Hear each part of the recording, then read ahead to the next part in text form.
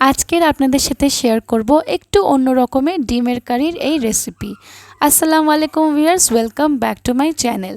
ডিমের কারি তো আমরা সবাই অনেকেই বানাই, তবে আজকের এই রেসিপিটা একটু ডিফারেন্ট, তাই সম্পূর্ণ ভিডিওটা দেখার রিকোয়েস্ট থাকলো। এই ডিমের কারি কিন্তু একেবারেই চটজলদি হয়ে যায় আর খেতে হয় দারুণ টেস্টি।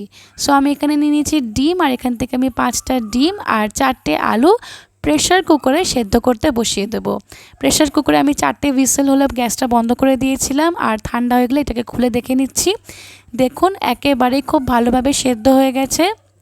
আর কুকারে সেদ্ধ করলে কিন্তু আলু আর ডিমটা একসাথেই খুবই তাড়াতাড়ি সেদ্ধ হয়ে যায়, তাই আপনারা প্রেশার কুকারেও কিন্তু এইভাবে ডিম আর আলুটাকে সেদ্ধ করে নিতে পারেন। এখন আলুগুলোকে ছিলিয়ে নিয়েছি আর ডিমগুলোকেও ছিলিয়ে নিয়েছি, আর ডিমগুলোকে আমি ছুরির সাহায্যে এইভাবে একটু চিড়ে নিচ্ছি। এটাতে করে কিন্তু ডিমগুলো দেখতেও সুন্দর লাগবে, আবার এর ভিতরে কিন্তু ভালো মতন মশলাগুলোও ঢুকে যাবে। আলুগুলোকে হাত দিয়ে এভাবে একটু ভেঙে নেব।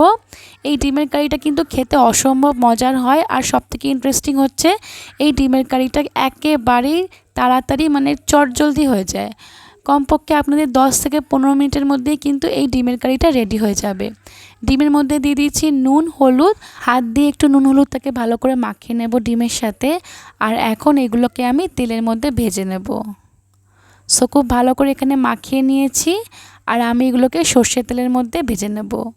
সো কড়াইতে দিয়ে দিলাম আমি সর্ষের তেল। তেলটা গরম হয়ে গেলে দিয়ে দিচ্ছি এখানে আমি ডিমগুলো। এখন আমি গ্যাসের ফ্লেমটা একেবারে হাই করে এই ডিমগুলোকে একটু লাল লাল করে ভেজে নেব। তবে একেবারেই কড়া করে কিন্তু ভাজবো না, একটু লাল লাল হয়ে গেলেই কিন্তু তেল থেকে আমি এগুলোকে উঠিয়ে নেব। সো এইভাবে একটু ভেজে নিচ্ছি। 1 থেকে 2 মিনিটের মধ্যেই কিন্তু এই ডিম ভাজাগুলো হয়ে যায়। এখন উঠিয়ে নেব। আর এই ডিমের রেসিপিটা কিন্তু অসম্ভব মজার হয় খেতে, তাই বাড়িতে একবার অবশ্যই এটা ট্রাই করবেন। এখানে আমার ডিম ভাজাগুলো হয়ে গেছে। এখন সেই একই তেলে আমি দিয়ে দেব একটা পেঁয়াজ। একটা পেঁয়াজ থেকে আমি অল্প পেঁয়াজ সাইডে তুলে রেখে দিয়েছি। দিয়ে দিচ্ছি আমি একটা টমেটো, দিয়ে দিচ্ছি নুন হলুদ কাশ্মীরি লাল লঙ্কার গুঁড়ো, দিয়ে দেবো এখানে জিরে গুঁড়ো আর ধনে গুঁড়ো। মশলাগুলো খুব ভালো করে এখানে ভেজে নিচ্ছি পেঁয়াজ আর টমেটোর সাথে। আর গ্যাসের ফ্লেমটা কিন্তু এখন মিডিয়াম টু হাইতে আছে। খুব ভালো করে এইগুলো ভেজে নেব, একটু কষিয়ে নেব। আর যখন এভাবে তেল ছেড়ে যাবে তখন এর মধ্যে দিয়ে দেব আমি সেই সেদ্ধ করা আলুগুলো। আলুগুলো আগে থেকেই আমি হাত দিয়ে ভেঙে রেখে দিয়েছিলাম। এই আলুগুলোকে আমি এখন দিয়ে দিলাম, আর খুব ভালো করে এই আলুটার সাথে এই মশলাগুলোকে এইভাবে একটু মিশিয়ে নেব। খুব ভালো করে আলুগুলোর সাথে এই মশলাটাকে মিশিয়ে নিয়েছি। আর এখন এটার মধ্যে আমি অ্যাড করব পানি। আমি এখানে অ্যাড করেছি 2 গ্লাস পানি। আর পানিটা দেওয়ার পরে এটাকে আমি ফুটতে দেব।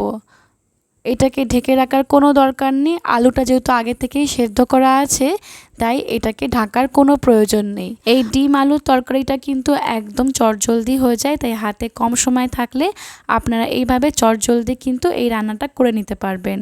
ঝোলটা যখন ফুটে উঠবে তখন এর মধ্যে অ্যাড করে দিলাম আমি সেই ভেজে রাখা ডিমগুলো, আর আবারও বেশ কিছুক্ষণ ফুটিয়ে নেব। 3 থেকে 4 মিনিট এইভাবে কিন্তু ফুটে গেলে আমি গ্যাসের ফ্লেমটাকে বন্ধ করে দিয়েছি।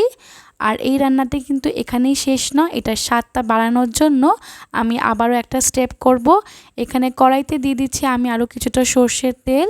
আর এইভাবে কিন্তু রান্না করলে এই ডিমের কারিটা কিন্তু দারুণ হয় খেতে।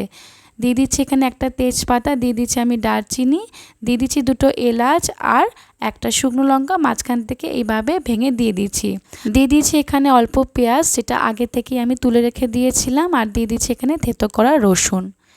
খুব ভালো করে এইগুলোকে লাল লাল করে ভেজে নেব। আর এগুলো যখন খুব ভালো করে লাল লাল করে ভাজা হয়ে যাবে উপর থেকে দিয়ে দেব আমাদের ডিম আর আলুর এই কারিটা। খুব ভালো করে এটাকে মিক্স করে নিচ্ছি।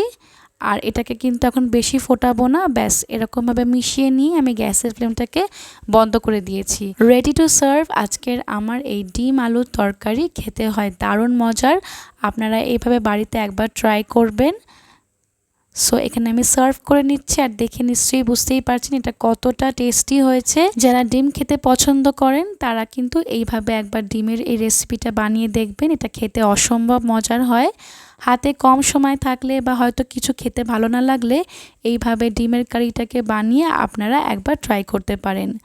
সো আজকের এই রেসিপিটা ভালো লাগলে একটা লাইক করে দেবেন, আর যারা নতুন ভিউয়ার্স আছেন প্লিজ প্লিজ প্লিজ আমার চ্যানেলটাকে সাবস্ক্রাইব করে দেবেন।